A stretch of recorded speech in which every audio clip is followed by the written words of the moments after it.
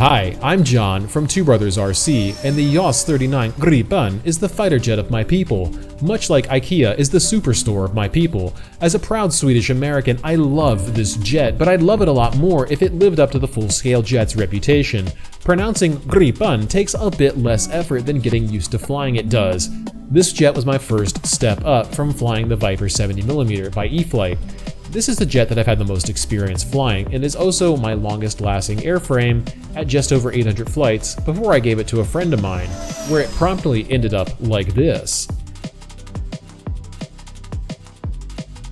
To have a proper review of Gripen, I went to MotionRC and picked up a new ARF and bought the thrust vectoring system for it. If you don't know what an ARF is, it means almost ready to fly, meaning that you just have to put a motor and an ESC into it.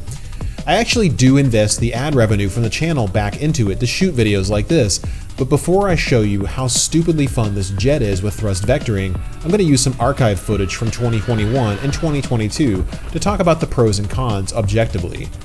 A major strength of Gripen is its durability. The landing gear are almost best in class in the 80mm jet range. They have strong aluminum shafts and struts connected to a thick spring to make the jet easy to fly off of grass. But a counterpoint and downside to this is that trying to take off from grass can be a crapshoot. In stock configuration, it's so nose heavy that lifting off from grass can be nearly impossible. The thinner and shorter the grass, the better off your flying experience is going to be.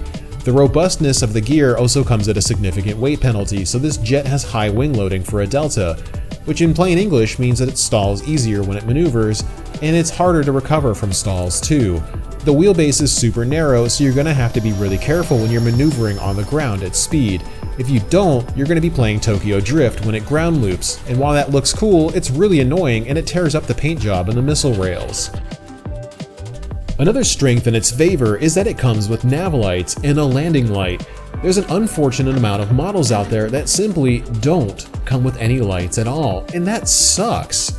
For the price point of an 80mm jet, they should be coming with lights. Gripen gets this right with a blinding landing light that makes it possible to land in low light conditions. I wish every jet came with lights. The battery bay, however, is kind of lacking, with no real way to shift the battery further back to get a neutral center of gravity. The jet is very, if not extremely nose-heavy without thrust vectoring. The jet does not have full-span elevons like the full-scale Gripen does. This lack of full control surface authority means that I highly recommend and consider thrust vectoring to be a requirement to fly it if you want to get the most out of it, because the stock control surface authority and limited CG range makes it very difficult to perform maneuvers like the full-scale jet. A major upside that I want to discuss right now is MotionRC, and yes, you heard me say upside correctly. My review of the Eurofighter got their attention, where I previously called dealing with MotionRC to be a major downside. I had called MotionRC out for poor customer service, and I stood by that claim, until I sat down with MotionRC's CEO and had a 2-hour conversation with him.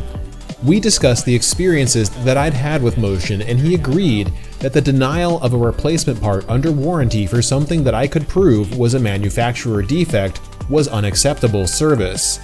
To make it up to me, he gave me the option to pick what I wanted from MotionRC, and I chose the parts to rebuild my 90mm F-22 so I could make my Ace Combat 4 Mobius 1 project. So Motion not only made it right, they went above and beyond to do it. Now I wish I didn't have to make a video about Motion to spur positive changes, but I'm happy to see that they've committed to improve their customer service overall. Obviously, not everyone is going to get a call with Motion's CEO, and I'm not pretending that you will, but he did reach out to me and explained what happened and offered to make it right. That says a lot about him and the company that he runs, and I want to personally apologize to everyone at MotionRC if I ruffled any feathers after the Eurofighter review. And I very much appreciate MotionRC for standing up and doing right by the experience I dealt with over 2 years ago. With thrust vectoring, I wanted to perform Airguardian-like acrobatics. With the new ARF Gripen, I picked up a new 80mm 2100 kV FMS motor paired with an FMS Predator 100 amp ESC. I had to do significant foam shaving to make the motor fit since FMS cans are bigger than equivalent Freewing setups. Holy f***, was this worth it. The FMS motor is a huge upgrade over the stock 1920 kV Freewing and Runner. It has so much power that I can almost confidently hover the jet. I'm not quite there yet, but I'm gonna work on it. Thrust vectoring with this motor setup is a complete game changer. I consider the $70 vector upgrade to be completely necessary if you want to fly the way you're seeing me fly right now, or if you want to perform high alpha passes that don't risk the jet crashing. I put an AR-10360T receiver into Gripen and have the pitch and yaw vectoring stabilized along with the elevons, canards, and rudder.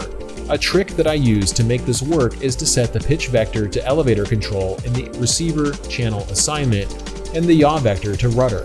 I then limit the throw of the rudder and both elevons to 70 units of travel, then program the receiver and tell it to relearn servo settings. This causes the receiver to limit the rudder and elevon travel in the gyro to 70% total travel, while the thrust vectoring and canards can both move 150% if the gyro thinks that they need to. Then I go back into servo settings and change everything back to 150%. I also point the canards down about 10 to 15% deflection and add a bit of up elevator trim. At higher angles of attack, this causes the canards to keep airflow over the wings without stalling them as easily. To make the canards even more effective, I use servo arms that are twice as long and use pushrod stoppers to affix the pushrod in place. It takes a bit of trial and error to get it in, but it works really well. And I know this was a bit of an info dump, but good lord, this thing is amazing now. I'm loving thrust vectoring. Where was this all my life? I wish I hadn't waited until now to try it out. I definitely want to make a tutorial on how to fly with it, along with some recommendations for all of you, like consider using a curved mix to help deaden the vectoring so it's not a one-to-one stick response. Otherwise it'll be a lot harder to control in the sky. So here's the TwoBros score 2.5 years later. I feel the stock setup is a 7 out of 10 due to how nose heavy it is and how heavy the airframe flies. The thrust vectored setup is a complete 9 out of 10. What would push it over to a 10 out of 10 is if MotionRC could convince Freewing to lighten the Gripen up to get the battery tray system designed so that you could place it far enough back to achieve a neutral center of gravity, if you want to. Flying neutral or tail heavy isn't for everyone, but it should be an option for those of us who wish to. Gripen, as it stands, requires you to add a ridiculous amount of tail weight to make it balance better, which exacerbates its stall characteristics and just makes it more of a bear to fly. This could be one of the best jets out there right now if it had some weight reduction up front and allowed for better battery placement. You, as the pilot, should have the choice of how stable you want your airframe to be, and it should not be forced upon you to fly nose heavy by default. I do recommend stock Gripen if you're a fan of Swedish jets like I am. Despite its flaws, it's a beautiful airframe that can fly well if you're willing to put in the work. Pick up the FMS 2100 kV motor upgrade via the link in the description and use the code TwoBrosRC for $10 off of $100 or more if you're pairing it with the FMS Predator ESC. We want to know what you think. Swing by our Discord server and let us have it if you think we're wrong here, or if you just want to chat, stop over and say hi. See you guys next time.